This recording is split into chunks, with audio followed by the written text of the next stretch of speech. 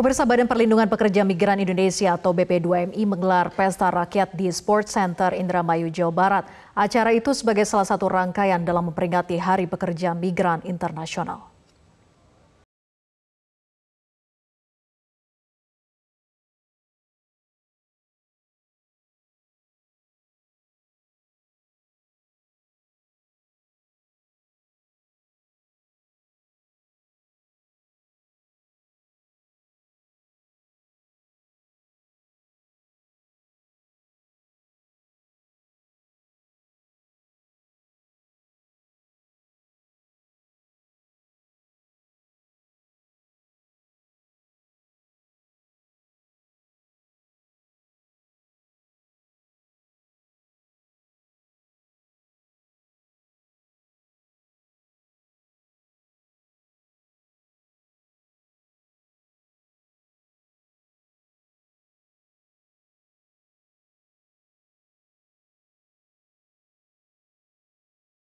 Acara peringatan Hari Pekerja Migran Internasional ini sebagai bentuk penghormatan kepada pekerja migran Indonesia.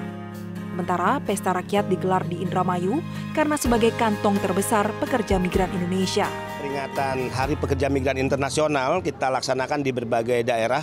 Ini hari rayanya, hari menuju kemerdekaan sejatinya para pekerja migran Indonesia, dan kita merayakannya dengan meriah, harus sebagai bentuk penghormatan pada mereka.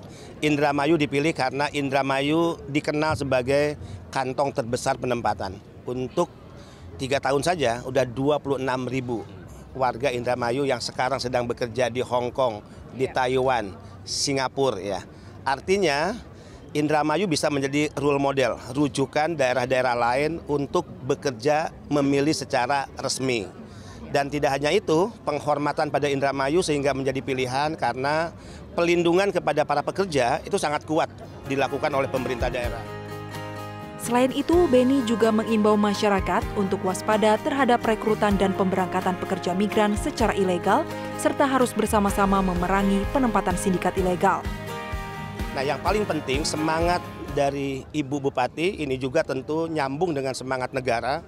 Saatnya negara hadir, tidak boleh kalah dalam menghadapi sindikat penempatan ilegal. Itu harus kita nyatakan musuh bersama dan harus kita perangi. Tidak boleh di negara yang besar ini, negara yang masyarakatnya religius, ada sekelompok orang karena dia memiliki modal, sindikat mafia, dia mengambil keuntungan berpesta pora dengan memperdagangkan anak-anak bangsa. Tidak boleh, kita harus lawan. Nah, BP2MI dalam memerangi ini nggak bisa jalan sendiri, sehingga kita harus kolaborasi. Ini era kolaborasi. Apa resiko yang akan dialami masyarakat kalau mereka berangkat tidak resmi? Sudah banyak contoh. 2 tahun terakhir kita menangani 81.000 yang dideportasi. 2 tahun terakhir kita menangani 3.000 orang yang sakit, cacat secara fisik, depresi, hilang ingatan. Kemudian 2 tahun terakhir kita menangani 1.495 jenazah, rata-rata per hari 2 peti mati. Dan 90% dari fakta-fakta itu mereka yang dulu berangkat tidak resmi. Selalu resiko berangkat tidak resmi, mereka akan mengalami eksploitasi, kekerasan fisik, kekerasan seksual, gaji yang tidak dibayar sesuai yang dijanjikan oleh para calo karena tidak pernah diikat oleh perjanjian kerja, kemudian eksploitasi jam kerja bisa sampai 15 dan 20 jam, padahal kalau resmi itu hanya 8 jam. Bupati Indramayu pun berpesan agar para calon pekerja migran berhati-hati saat bekerja di luar negeri.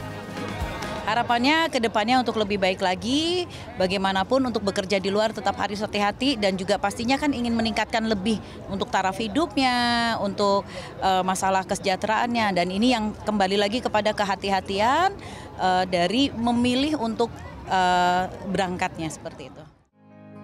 Sementara bagi para pekerja migran purna, pemerintah Indramayu memberikan fasilitas bantuan modal usaha melalui perbankan. Alhamdulillah salah satu program pemerintah Kabupaten Indramayu adanya PERI, Perempuan Berdikari.